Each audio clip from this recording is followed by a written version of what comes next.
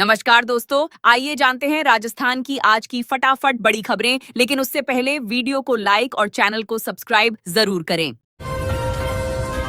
किरोड़ी बोले, मेरी मिलीभगत मिले तो गिरफ्तारी देने को तैयार। बीज निगम के नामित निदेशक की गिरफ्तारी के बाद उठे विवाद पर कृषि मंत्री किरोड़ी लाल मीणा ने अपनी सफाई देते हुए कहा कि यदि इस मामले में उनकी तिलभर भी मिलीभगत साबित हो जाए तो वे गिरफ्तारी देने के साथ मंत्री पद छोड़ने को भी तैयार हैं। विधानसभा के बाहर मीडिया से बातचीत में उन्होंने कहा कि कुछ लोग उनकी छवि खराब करने की कोशिश कर रहे हैं। मीणा ने पीसीसी चीफ गोविंद सिंह डोटासरा को चुनौती देते हुए कहा कि यदि उनके पास कोई प्रमाण है तो वे उन्हें एसीबी को सौंपे। उन्होंने कहा कि भ्रष्टाचार के खिलाफ उनकी लड़ाई जीवन भर जारी रही है।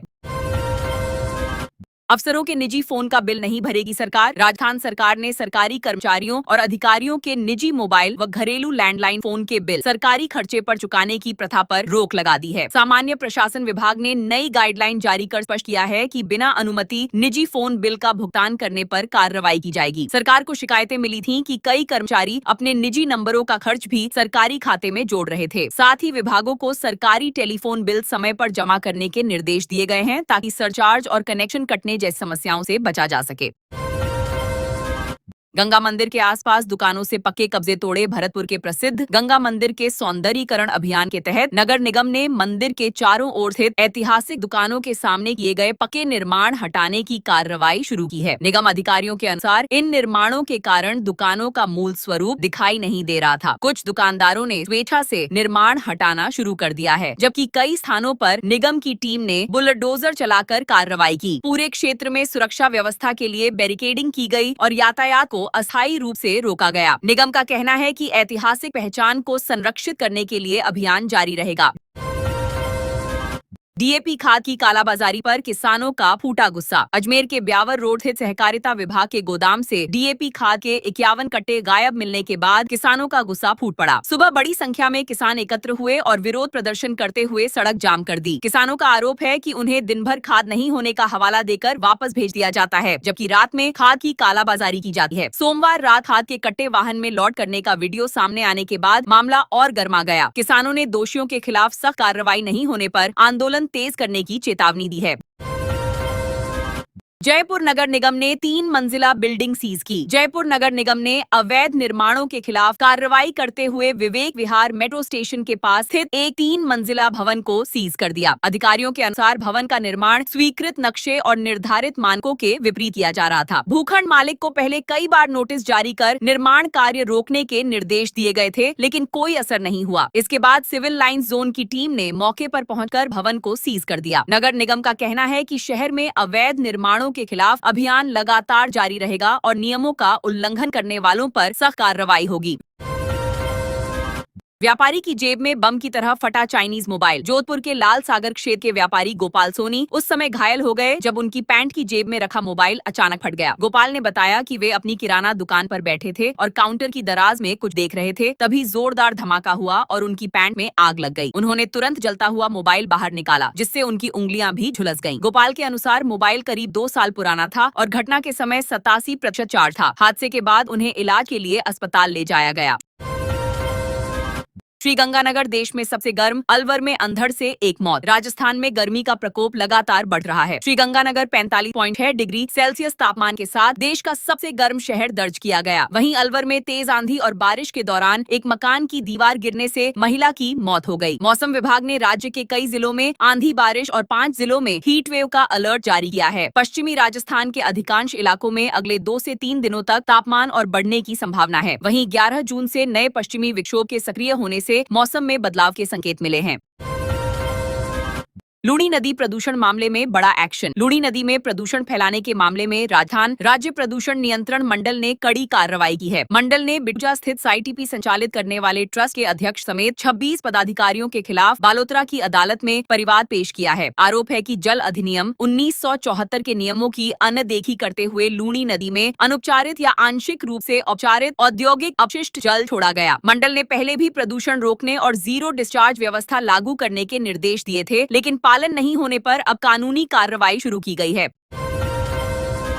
राजस्थान में 141 आरपीएस अफसरों के ट्रांसफर। राजस्थान पुलिस मुख्यालय ने प्रशासनिक फेरबदल करते हुए 141 आरपीएस अधिकारियों के तबादले किए हैं। अतिरिक्त महानिदेशक पुलिस कार्मिक बीजू जॉर्ज जोसेफ द्वारा जारी आदेश में कई डीवाईएसपी और एसीपी स्तर के अधिकारियों को नई जिम्मेदारियां दी गई हैं। जयपुर, जोधपुर, चूरू सहित कई जिलों में तैनात अधिकारियों के कार्यक्षेत्र बदले गए हैं। तबादला सूची में पुलिस कंट्रोल रूम, एसओजी और कमिश्नरेट के अधिकारी भी शामिल हैं। विभाग का कहना है कि इस बदलाव से प्रशासनिक व्यवस्था और कानून व्यवस्था को बेहतर बनाने में मदद मिलेगी।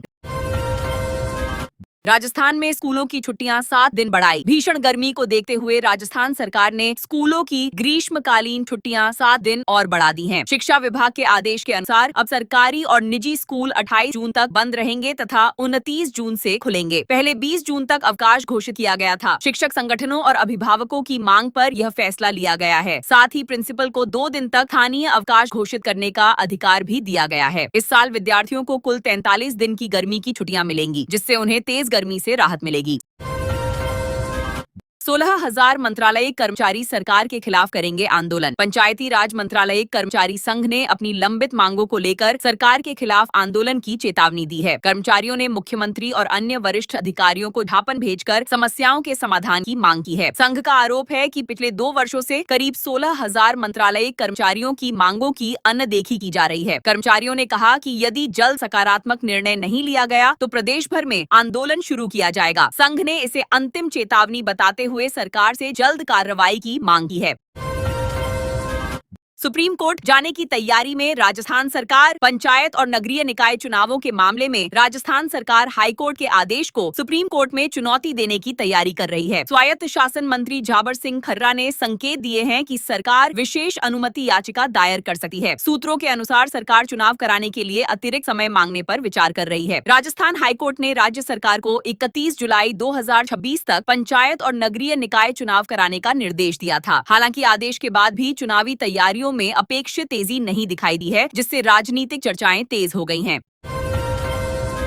इंडिया गठबंधन बैठक में सांसद राजकुमार रोत ने लिया हिस्सा। नई दिल्ली में आयोजित इंडिया गठबंधन की बैठक में डूंगरपुर बांसवाड़ा सांसद राजकुमार रोत ने भाग लिया। बैठक में देश भर की 23 विपक्षी पार्टियों के नेताओं ने हिस्सा लेकर विभिन्न मुद्दों पर चर्चा की। यह बैठक टीएमसी प्रमुख ममता बनर्जी की पहल पर आयोजित की गई थी। बैठक में 5 सूत्रीय एजेंडे पर सहमति बनी और नीट तथा सीबीएसई परीक्षाओं में कथित पेपर लीक के मुद्दे को प्रमुखता से उठाया गया। विपक्षी दलों ने केंद्रीय शिक्षा मंत्री धर्मेंद्र प्रधान के इस्तीफे की मांग करते हुए युवाओं के भविष्य के साथ खिलवाड़ का आरोप लगाया।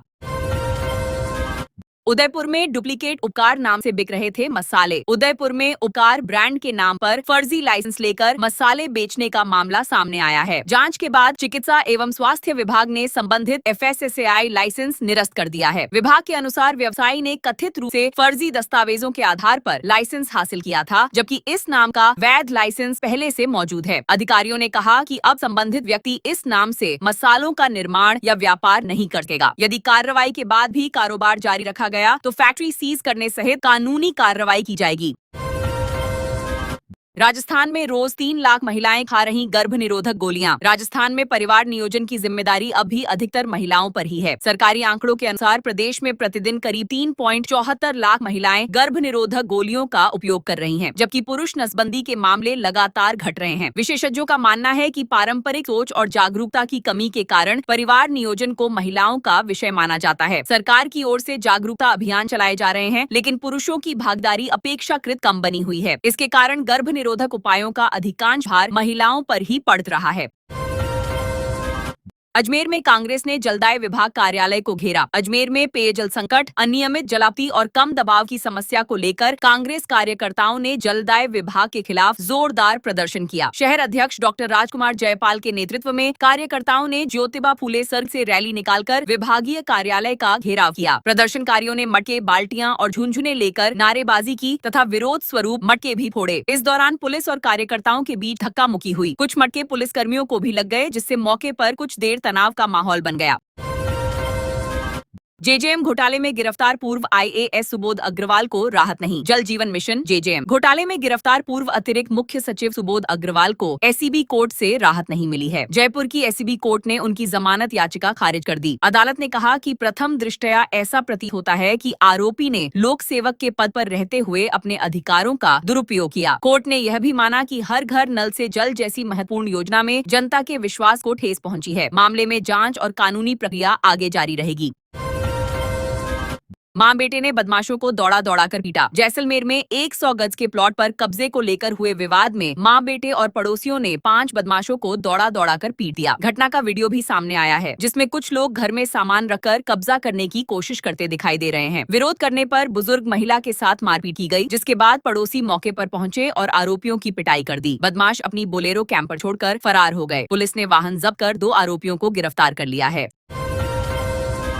सीकर में प्रशासनिक सुधार विभाग के निरीक्षण में गायब मिले कर्मचारी। सीकर में प्रशासनिक सुधार एवं समन्वय विभाग की टीम ने विभिन्न सरकारी कार्यालयों का औचक निरीक्षण किया। जांच के दौरान बड़ी संख्या में अधिकारी और कर्मचारी अनुपस्थित पाए गए। निरीक्षण दल के अनुसार 66 राजपत्रित अधिकारी और 232 अराजपत्रित कर्मचारी मौके पर मौजूद नहीं मिले। कुल मिलाकर करीब 40% अधिकारी कर्मचारी गैर हाजिर पाए गए। कुछ एसडीएम और एसडीएम कार्यालय भी बंद मिले। निरीक्षण टीम ने कहा कि अनुपस्थित कर्मचारियों और अधिकारियों की रिपोर्ट तैयार कर उच्च अधिकारियों को भेजी जाएगी, जिसके आधार पर आगे कार्रवाई की जा सकती है। सिरोही जालोर को 300 करोड़ सौगात। प्रधानमंत्री ग्राम सड़क योजना के तहत सिरोही और जालोर जिलों के लिए 300 करोड़ रुपए स्वीकृत किए गए हैं। सांसद लुम्बाराम चौधरी ने रेवदर क्षेत्र में सड़क निर्माण कार्यों का शिलान्यास करते हुए यह जानकारी दी। योजना के तहत सिरोही जिले में 146 किलोमीटर लंबी 60 सड़कें और जालोर जिले में 284 किलोमीटर लंबी 117 सड़कें बनाई जाएंगी। दोनों जिलों में कुल 430 किलोमीटर से अधिक सड़क नेटवर्क विकसित होगा। इससे ग्रामीण क्षेत्रों में आवागमन सुगम होगा और हजारों लोगों को बेहतर सड़क सुविधाओं का लाभ मिलेगा। डिप्टी सीएम दिया कुमारी ने जयपुर में देखी कृष्णावतारम फिल्म। उप मुख्यमंत्री दिया कुमारी ने जयपुर के ईपी मिराज सिनेमा में फिल्म कृष्णावतारम की विशेष स्क्रीनिंग में हिस्सा लिया। इस दौरान फिल्म के मुख्य कलाकार सिद्धार्थ और संस्कृति सहित कई जनप्रतिनिधि एवं सामाजिक हस्तियां मौजूद रहीं। फिल्म देखने के बाद दिया कुमारी ने इसकी सराहना करते हुए कहा कि यह उनकी अपेक्षाओं से भी अधिक प्रभावशाली और शानदार फिल्म है। उन्होंने निर्देशन और कलाकारों के अभिनय की प्रशंसा की तथा कहा यह एक पारिवारिक फिल्म है, जिसे हर व्यक्ति को अपने परिवार के साथ जरूर देखना चाहिए।